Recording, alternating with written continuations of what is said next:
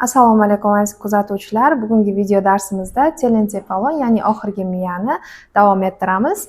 O'tgan darsda biz sizlar bilan demak plash pallium qismi, undagi sulkuslar, giruslar hamda po'stloq qismini o'tgan edik. Ya'ni kulrang moddadan iborat po'stloq qismi va unda joylashgan markazlar haqida gaplashgan edik.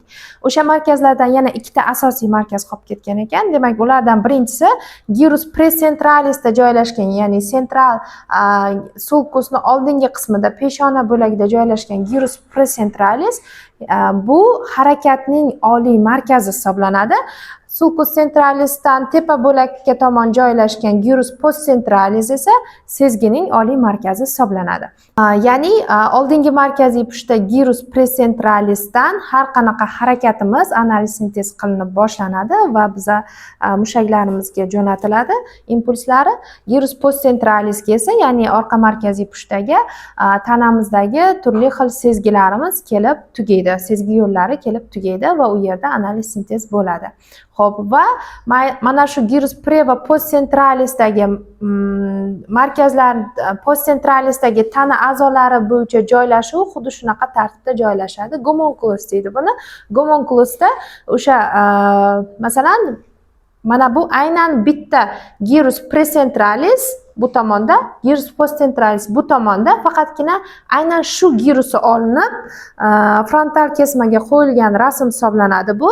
Bunda nima tasvirlangan? Bunda odamni boshi pastda, oyog'i tepada, ya'ni medial paracentral gyruslarda joylashgan hisoblanadi. Ya'ni bosh pastda, oyog'i tepada bo'lgan odam shaklida joylashadi. Ya'ni demak, boshni harakatiga javob beruvchi qismlar o'sha gyrus precentralisning pastki sohasida, oyoqni harakatlantirishga javob beruvchi qismlar uning medial yuzasida joylashgan. Sezgi sistemamiz ham xuddi shunaqa joylashadi. Va bunda yana bitta narsaga e'tibor berish kerak. Ba'zi organlar katta-katta, ba'zilari esa kichkina qilib tasvirlangan. Masalan, qo'limiz katta zonada turibdi, yelkamiz, tirsagimiz esa kichikroq zonani egallagan. Bu degani o'sha qaysi organ qanchadir ko'p harakat qilsa, o'sha bosh miya po'stlog'ida, o'shanga javob beruvchi qism bosh miya po'stlog'ida ko'proq zonani egallaydi. Masalan, bizning qo'limiz, yelkamiz tirsagimizga nisbatan ko'proq joyni egallaganligi uchun ko'proq zonani egallagan. Xo'p, endi bosh miya po'stlog'i haqida biz sizlar bilan to'liq tanishib o'tdik. Endi uning ostida joylashgan oq moddasi bilan tanishamiz. Bilamizki, oq modda tolalardan iborat hisoblanadi. U tolalar bosh miyaning oq moddasida 3 xil yo'nalishda o'tadi. Ya'ni birinchisi assosiativ tolalar hisoblanadi. Assosiativ tolalar bitta yarim shardagi har xil markazlarni bir-biriga bog'laydigan tolalar hisoblanadi. Masalan, mana bularni assosiativ tolalar deb olishimiz mumkin. Bular bitta yarim sharda har xil markazlarni bog'laydi. Ikkinchisi kommissural tolalar. Bular ikkita yarim shardagi po'stloqdagi bir xil markazlarni bir-biriga bog'laydigan tolalar kiradi. Masalan, mana bu qadoq tanani olishimiz mumkin. Ikkita yarim shardagi bir xil markazlarni bog'laydi. Proyeksion tolalar esa uzun o'tkazuvchi yo'llar hisoblanadi. Ular yo yuqoridan pastga tushuvchi yoki pastdan yuqoriga ko'tariluvchi tolalar hisoblanadi. Xo'p, shularni har birini birma-bir ko'rib chiqamiz. Demak, assosiativ tolalar qoidasini aytib o'tdik. Bitta yarim shardagi, bosh miya yarim sharlarining bittasidagi har xil markazlarni bir-biriga bog'laydigan tolalar hisoblanadi. Bular o'zi ikkita guruhga bo'linadi: intrakortikal va ekstrakortikal. Bilamiz, korteks bu miya po'stlog'i hisoblanadi. Intrakortikal degani po'stloqdan tashqariga chiqmaydi degani. Xo'p, va ekstrakortikallarga ekstrakortikal turi bor. Ekstrakortikal po'stloqdan tashqariga oq moddaga chiqib, yana qaytib po'stloqqa tugaydigan tolalar kiradi.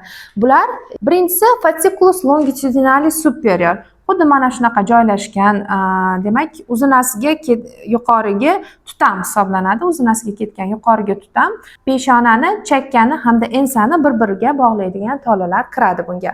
Xo'p, ikkinchisi fasciculus longitudinalis inferior. Medial yuzasidan qaraganimizda xuddi shunaqa joylashadi. Bu tutam, demak, chakka hamda ensa bo'laklarini bir-biriga bog'lash uchun xizmat qiladi. Demak, uchinchi tolalar bu fasciculus uncinatus hisoblanadi, ya'ni ilmoqsimon tutam degani. Ilmoqsimon tutam xuddi shunaqa ilmoq shaklini olganligi uchun shunaqa nomlangan va peshona hamda chakka bo'laklarni bir-biriga bog'lash uchun xizmat qiladi. Xo'p, 4-tutamimiz bu belbog' tutami, ya'ni singulum hisoblanadi. Belbog' girusida joylashgan. Bu demak peshonani, tepani hamda chakkani bir-biriga bog'lash uchun xizmat qiladi. Demak, bitta yarim shardagi har xil markazlarni bog'layapti assotsiativ tolalar. Keyingi tolalarimiz bu komissural tolalar hisoblanadi. Komissural tolalar biz aytib o'tdik, o'sha ikkita yarim shardagi bir xil markazlarni bir-biriga bog'laydigan tolalar kiradi. Xo'p, bularning eng kattasi bu korpus callosum, ya'ni qadoq tana hisoblanadi. Qadoq tana gyrus singulini, ya'ni singulum boya ham ko'rib o'tdik, belbog' pushtasini ostki qismida joylashgan va ikkita yarim sharni bir-biriga bog'lab turadigan tuzilma. Biz bilardik, ikkita yarim shar bir-biri bilan fissura longitudinal cerebri, miyaning bo'ylamasiga ketgan yorug'i yordamida ikkiga ajralgan, qadoq tana yordamida bog'lanib turadi. Qadoq tana shu ikkita yarim shardagi markazlarni bog'lashga xizmat qiladi. Va bunga yana kiritishimiz mumkin oldingi bitishmani, komissura anteriorni, orqa bitishmani, komissura posteriorni, habinula bitishmasi, komissura habinularisni va hamda fornix, ya'ni gumbaz bitishmasini kiritishimiz mumkin. Xo'p, demak, korpus callosumni o'rganamiz. Korpus callosum demak eng katta komissural bitishmalarga kiradi. U demak uning oldingi qismida tizzasi joylashgan, xuddi tizzasimon egilib joylashgani uchun tizza deb aytiladi. Genum corporis callosi deyiladi. Uning tizzaning oldingi qismida esa tumshuqsimon qismi rostrum corporis callosi va undan keyin esa plastinka davom etadi. Bu oxirgi yaproqcha deyiladi. Lamina terminalis deb aytiladi. Biz bularni ko'rgan edik. Lamina terminalis 3-qorinchani oldingi chegarasini hosil qilishda ishtirok etardi. Xo'p, demak genum corporis callosi bu peshona hamda chakka sohalarini bir-biri bilan bog'lashda yordam beradi, ikkita yarim shardagi. Xo'p, endi korpus callosumning tanasi bor. Korpus corporis callosi. Korpus corporis callosi demak tepa bo'lagida joylashgan va ikkita tepa bo'lagini bir-biriga bog'lashda qatnashuvchi tolalar o'tadi bunda. Xo'p, keyingi qismi esa kengayib, orqa tomonda kengayib splenum corporis callosini hosil qiladi. Splenum corporis callosi esa ikkita ensa bo'laklarini bir-biriga bog'lashda ishtirok etadi. Xo'p, bu demak sagital kesmasi edi. Biza ko'rsak agar gorizontal kesmasida ko'rganimizda korpus callosining tolalari radial yo'nalishda ketib, o'sha quyoshsimon yo'nalishda ketib, radiator corporis callosini hosil qiladi. Xo'p, keyingi qismi bu rasmda ham ko'rishimiz mumkin. Mana tizzasini, tumshug'ini va plastinkasini hamda tanasini hamda kengaymas splenumni ko'rishimiz mumkin. Demak, korpus callosum mana bu joyda fornix joylashgan. Korpus callosumdan fornixga qarab septum pellucidum, ya'ni shaffof to'siq tortilgan bo'ladi va fornixni ko'rishimiz mumkin. Uning ostida fornix degani gumbaz degani. Fornixning o'zi demak komissural tolalarga kirmaydi, lekin uning bitishmasi mana bu joyda joylashgan komissura fornix bu komissural tola hisoblanadi. Ya'ni 2,5 shardagi ikkita yarim shardagi fornixni tanasi hamda oyoqchalarini bir-biriga tutashtirib turganligi uchun. Demak, fornixni o'zini ustunlari bor, oldingi qismida joylashgan kolumna fornix deyiladi. Uning tanasi bor, korpus fornix deyiladi. Uning oyoqchasi bor, crura fornix yoki peduncle fornix deyiladi. Uning oyoqchasiga esa gipokamp, ya'ni dengiz ochchasi pushtasi qo'shilib turadi va uning oldingi qismida amigdala, demak tela amigdaloideya joylashgan, ya'ni bodomsimon o'sha tanachalar. Xo'p, kolumna fornix esa korpus mamellariga qo'shilib turadi. Tuzilishi haqida gaplashdik. Xo'p, bu rasmda esa biz bosh yarim sharlarni frontal kesmasida xuddi aynan mana shu tanasi hamda demak komissura anteriordan kesib ko'rsatilgan rasmini ko'rishimiz mumkin va bunda yuqorgi qismida o'sha tanasi, korpus callosumning tanasi va pastki qismda esa komissura anteriorni ko'rishimiz mumkin. Xo'p, endi keyingi darsimizning keyingi qismi bu nuclei bazalis, ya'ni bazal o'zaklar hisoblanadi. Bazal o'zaklar demak kulrang moddadan iborat hisoblanadi va Biza bilamizki, bosh miyaning po'stlog'i kulrang moddadan, uning ostida oq modda va uning ichida yana kulrang tuzilmalarimiz mavjud ekan. Kulrang tuzilmalarni biz bazal o'zaklar deb nomlaymiz. Demak, bazal o'zaklarni o'zini birgalikda klassifikatsiyalab yozib o'rganamiz. Xo'p, demak, ulardan birinchisi nucleus caudatus hisoblanadi. Ya'ni dumli o'zak degani nucleus caudatus, dumsimon o'zak. Ikkinchisi nucleus lentiformis. Nucleus lentiformis bu yasmiqsimon o'zak hisoblanadi, chechevitsoobrazniy. Ya'ni yasmiqsimon. Yasmiqning shakli adashmasam mana shunaqa o'zak hisoblanadi. Nucleus lentiformisning o'zi tuzilgan qobiq putamendan, putamen qobiq hamda shaffof shar, ya'ni globus pallidumdan tuzilgan hisoblanadi. Globus pallidumning o'zi ham medial hamda lateral qismlari bor. Medial va lateral. Xo'p, endi uchinchi yadromiz bu claustrum. Claustrum chegara ihota hisoblanadi. To'rtinchisi korpus amigdaloideum. Ya'ni bodomsimon tana yoki amigdala. Ya'ni bodomsimon bez. Xo'p, demak, lateral qismidan ko'radigan bo'lsak, xuddi shu yadrolarni, demak, bu yerda nucleus caudatus dumsimon o'zak joylashgan. Dumsimon o'zakning boshi bor, korpus caput nuclei caudati, uning tanasi bor, korpus nuclei caudati hamda dum qismi bor. Cauda nuclei caudati deyiladi. Xo'p, endi nucleus caudatusga lateral tomonida joylashgan mana bu ko'rinib turgan qism putamen qobiq qismi hisoblanadi. Uning ostida esa globus palliduslar joylashgan. Xo'p, va nucleus caudatusning dum qismiga amigdala kelib birikib turadi. Xo'p, endi keyingi ochadigan rasmim miyani gorizontal kesimi dedik. Miyani gorizontal kesimida aynan mana shu qismda kesgan, ya'ni uning boshi va dumi ko'rinib qolgan pastda, demak, shu qismda keskanda miyani asosini olib, peshonasini yuqoriga qilib bizga ko'rsatilgan rasm. Xuddi shu rasmni chizib o'rganamiz.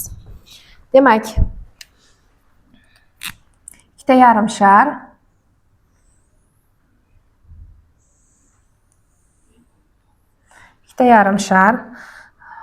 Xo'p, korpus kallozum pastki qismi hamda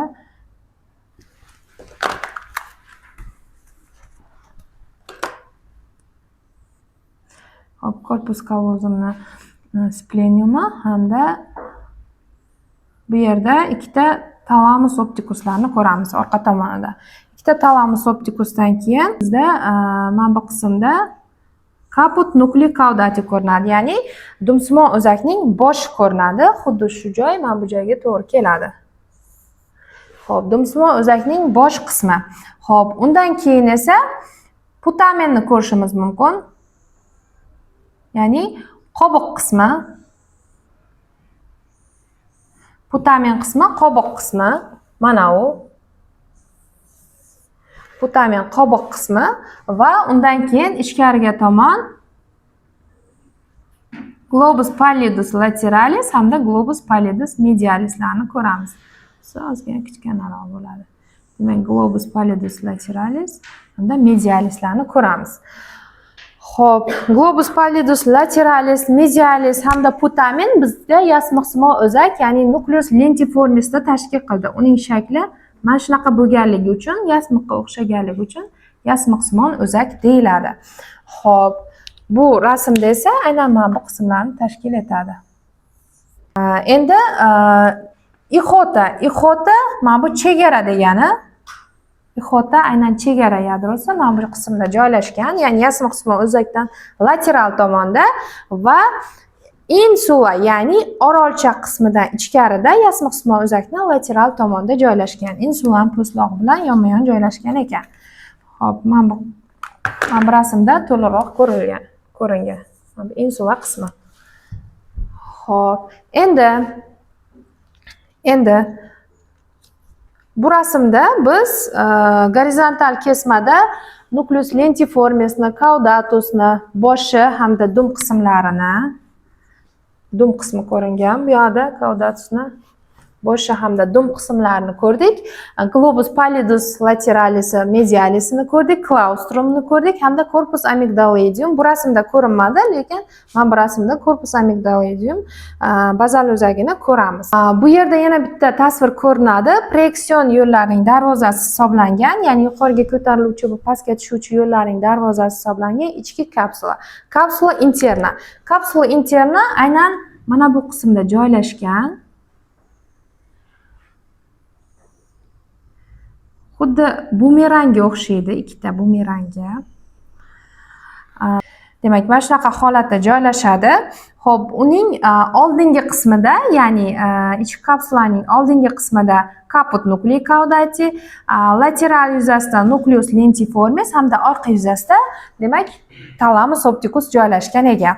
Uning qismlariga keladigan bo'lsak, ichki kapsulaning oldingi qismini biz oldingi oyoqchasi deymiz, orqa qismini orqa oyoqchasi hamda mana bunaqa egalgan qismini esa tizzasi deymiz.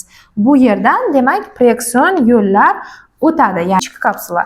Demak, nucleus lentiformis bilan claustrumning orasida esa yana bitta oq moddadan iborat tuzilma joylashgan. Buni tashqi kapsula deymiz.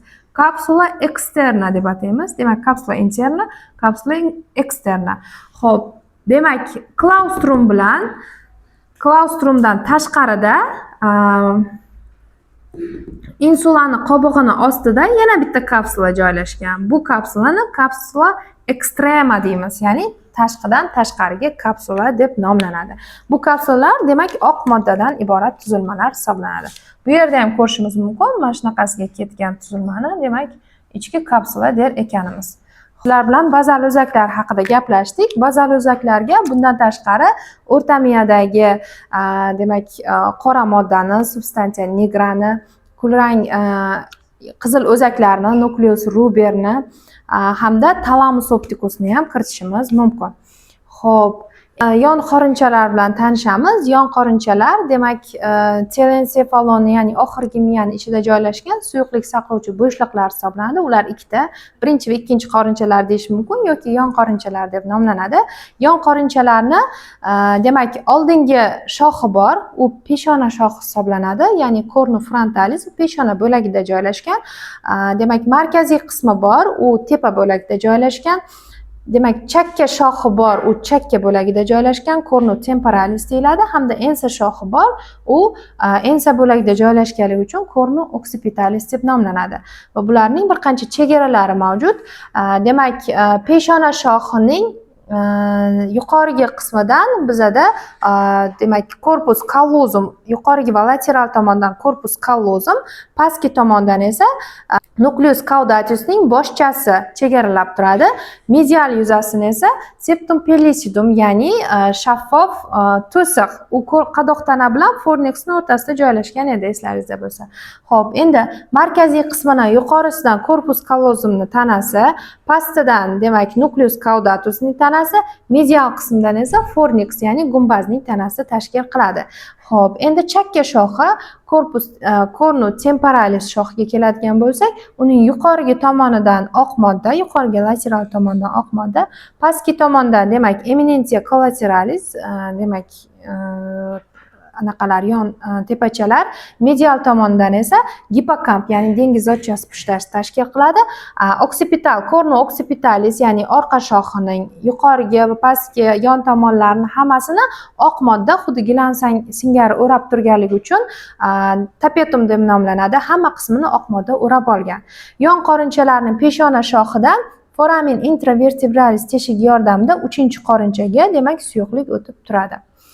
Bugungi telencefalonni anatomiyasiga bag'ishlangan video darsimiz shulardan iborat edi. Bizni kuzatishda davom eting.